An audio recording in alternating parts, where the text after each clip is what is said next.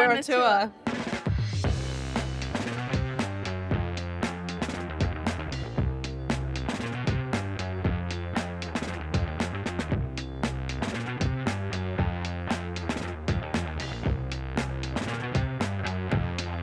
So big. Sharon's eating a vagina.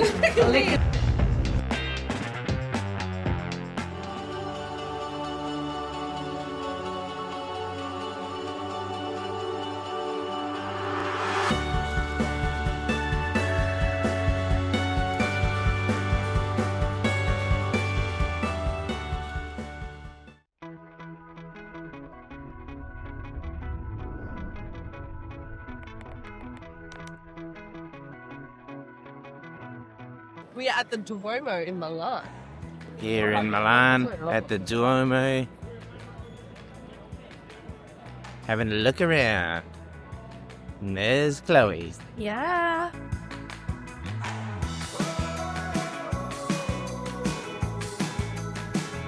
Good morning. We have got off the train and arrived at the Duomo in Milan, as you can see in the background. And we'll be shortly conducting a tour through the Duomo and up onto the rooftop.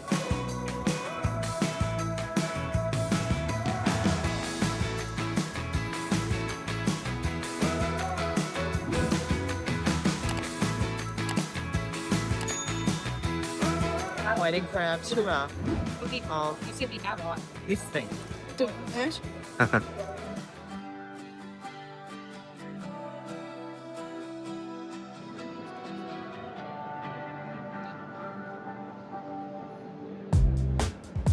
So we're in the Milan Cathedral, and there's a hole up in the roof up there, and at midday it shines down onto the Libra sign, which is what I am.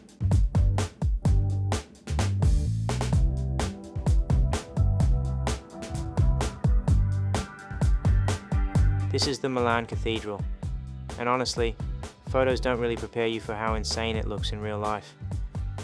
The first thing you notice is just how detailed everything is. It's not just a big church. It's covered in thousands of statues, carvings, little spires. Everywhere you look, there's something going on. The Milan Duomo isn't just a church, it's a statement of ambition, faith, and centuries of human effort carved into marble. Construction began in 1386 under the rule of Gian Galeazzo Visconti, at a time when Milan was striving to establish itself as a powerful and culturally significant city. What followed was not a project of decades, but of generations. Architects, engineers, and artisans from across Europe contributed to its design, blending Gothic traditions with evolving Renaissance influences that took centuries to finish.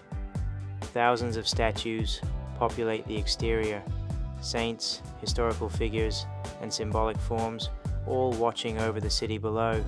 Every surface seems alive with storytelling, from delicate carvings to towering spires that draw your eyes upward. It's a place where no single visit feels enough. Each glance reveals something new. What makes the Duomo particularly fascinating is the material itself. Unlike many European cathedrals built from darker stone, this one is constructed primarily from Candoglia marble, giving it a pale, almost glowing appearance. Depending on the time of day, it shifts in color, soft pink in the morning, brilliant white at midday, and golden hues as the sun begins to set. But beyond its beauty, the Duomo has always been central to Milan's identity. It has witnessed coronations, political shifts, and moments of national significance. For locals, it's more than a landmark. It's a symbol of resilience and continuity in a city that constantly evolves.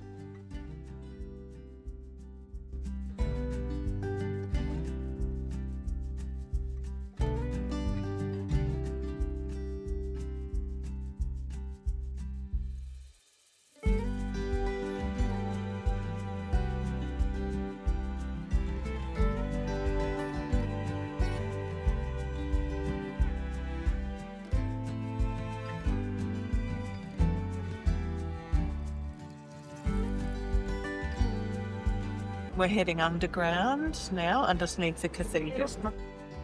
Just beneath the main floor of the Milan Cathedral, there's a completely different side to the cathedral that a lot of people don't expect. Down here, you're stepping into one of the oldest parts of the site. You can actually see the remains of earlier churches that stood here long before the Duomo was built, along with archaeological ruins that date back over 1,000 years. It really puts into perspective just how long this location has been a place of importance. The atmosphere shifts straight away. It's quieter, dimly lit, and feels much more reflective compared to the busy square above. There's a sense of history layered beneath your feet, almost like you're walking through the foundations of Milan itself. It's not as visually overwhelming as what you see outside, but in a lot of ways, it's just as powerful, because this is where the story of the Duomo really begins.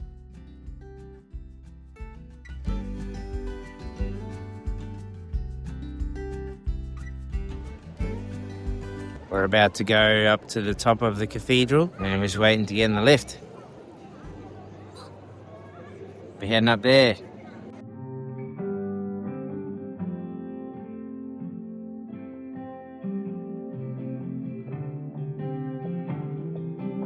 So we just got to the top of the elevator and we are on the first sort of terrace level on top of the cathedral.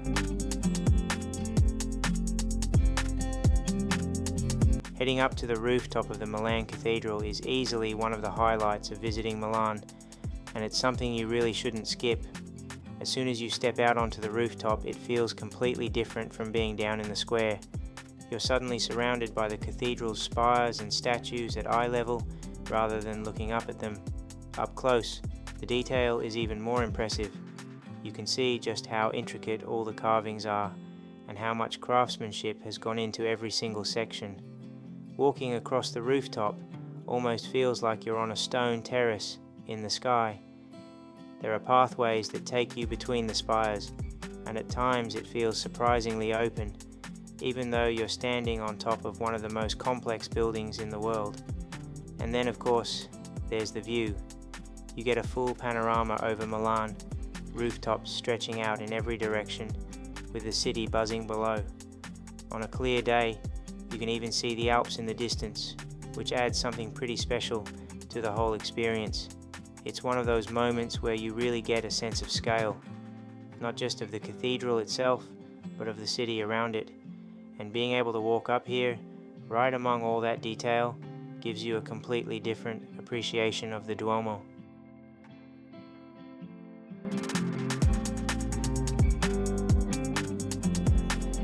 We've been waiting in line to climb up to the top.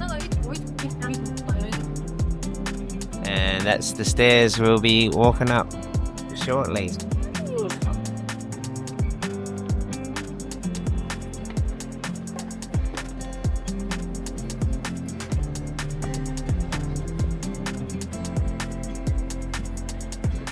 We're on a tour.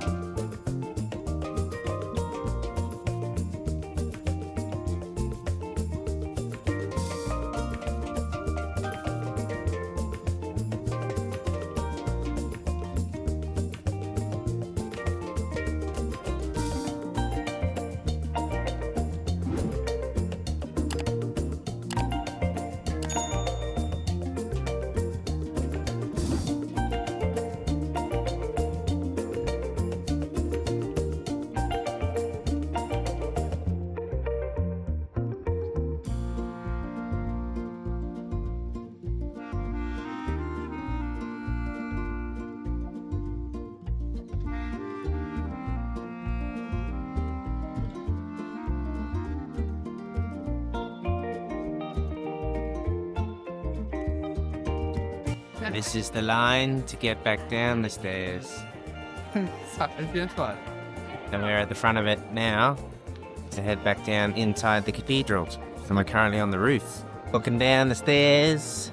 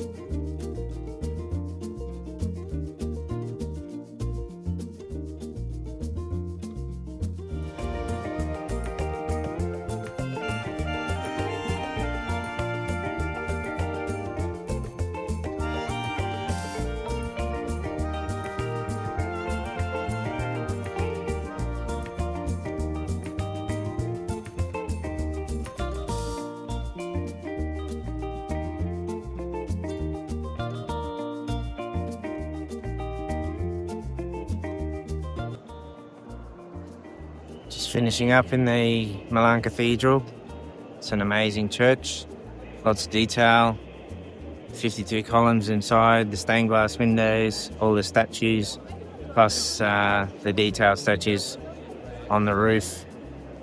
It's definitely a must visit if you come to Milan.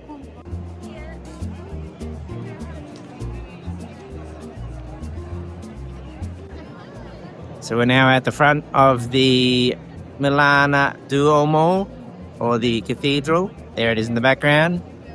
And the area is packed, full to the brim with tourists, buskers. And we're now going to have a look in this famous shopping centre, the Vittorio Emanuele Milan. Right next to the Duomo, you've got the Galleria Vittorio Emanuele II, and it's easily one of the most impressive shopping galleries in the world. Even if you're not planning to buy anything, it's worth walking through just to take it in. The architecture is incredible, huge glass ceilings, detailed mosaics on the floor, and that grand central dome that really draws your eye upward. It feels more like a historic landmark than a shopping centre.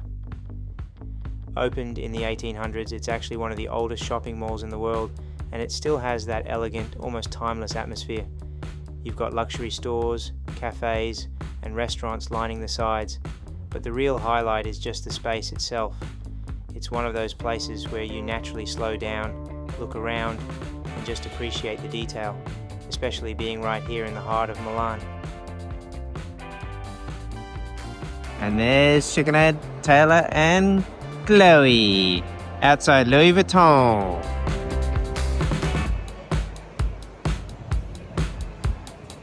We are here at the Basara restaurant or sushi bar, which is in the shopping centre just near the cathedral in Milan.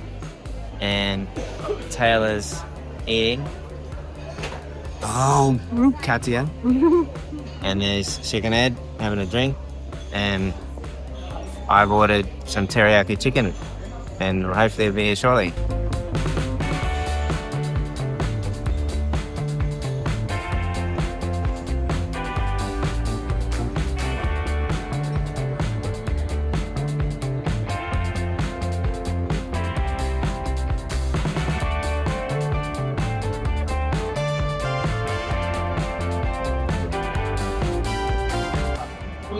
That's the centre where the cathedral was. We're now heading back to the train and party.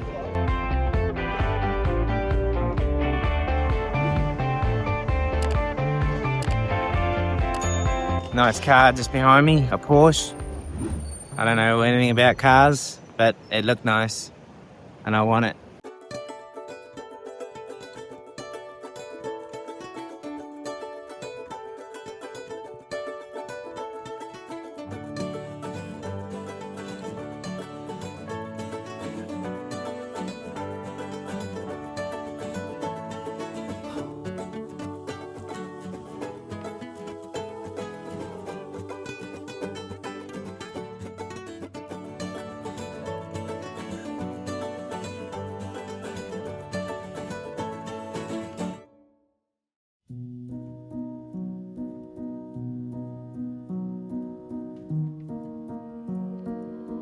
Found this church just on the canal here in Milan, and you can go inside and have a look.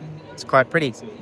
Just out in the Navigli area, you'll come across Santa Maria delle Grazie al Naviglio, a quieter, lesser-known church that often gets overlooked compared to its more famous namesake. It sits right near the canals, so the setting alone gives it a really different feel, much more local and relaxed compared to the busy city centre.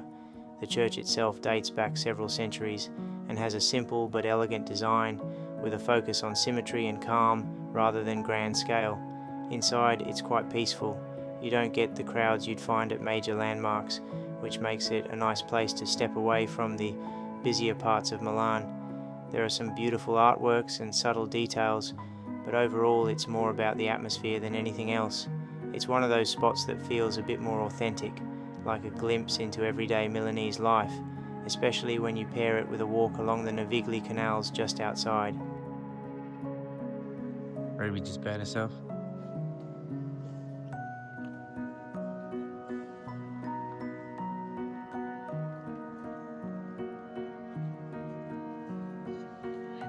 Chloe's trying to light one.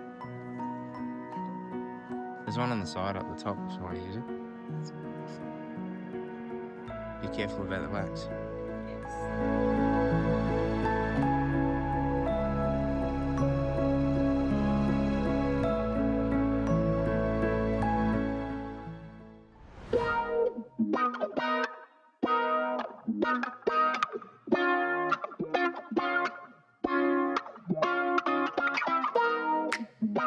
We're cruising the streets of Navigli.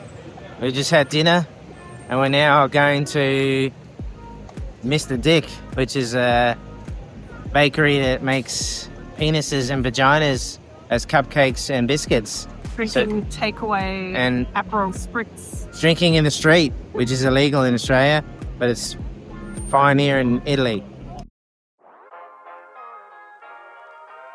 We're at the Mr. Dick Cafe to get some chocolate penises. And Johnny's.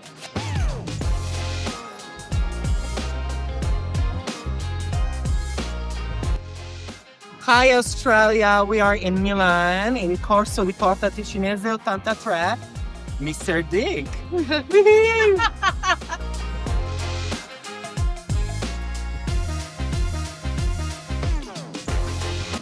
There's a wooden dick. Chloe's trying to feed it to me. Oh, sorry. Oh, look at Because Lisa. Levo's an even bigger one. That's probably not appropriate for YouTube. But Mr. Dick in Italy.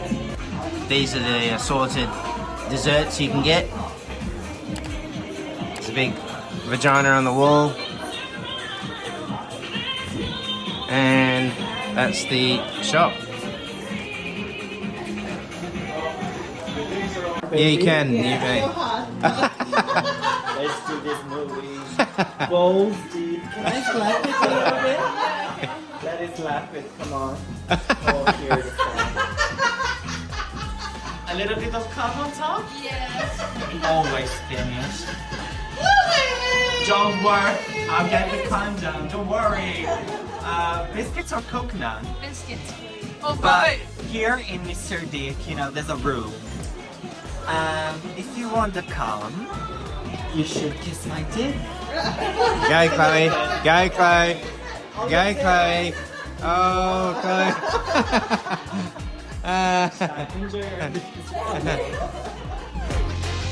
I'll have the same, please. Yes. Picking up. I'm about to eat a chocolate dick too. Sharon's getting a vagina. That's right. This is the chocolate dick that I've been served. And it actually tastes pretty yummy, to be honest. and you've got the vagina here. And we got a vagina in the background. I have to eat more chocolate dicks, I think. Sharon's eating a vagina. Licking one. Licking one.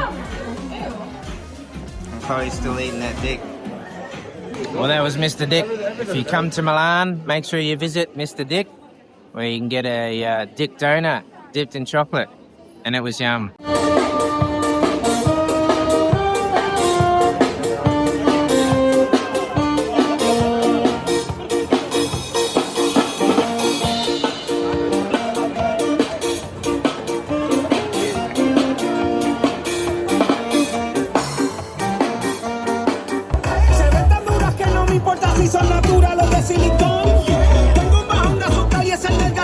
Buying a drink here in the street as we head back from Mr. Dick's.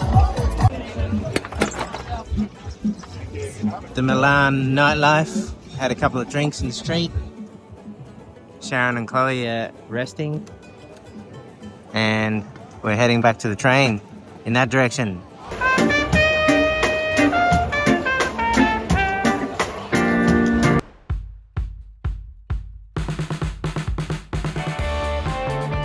We are on the bus on the way back to the airport. Our holiday in Italy has come to an end. We are sad, however, we're looking forward to getting home. See that, thanks. And then there's Taylor.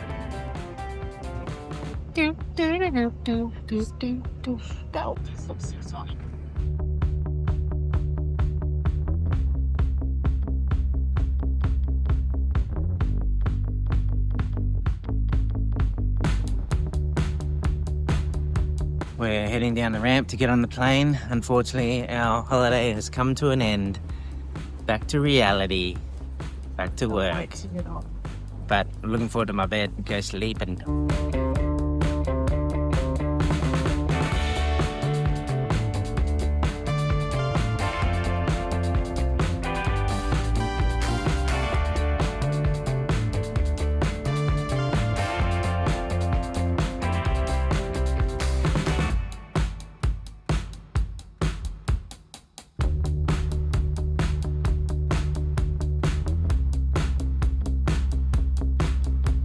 Arrived in Singapore, now transferring to our other aeroplane to head back towards Brisbane.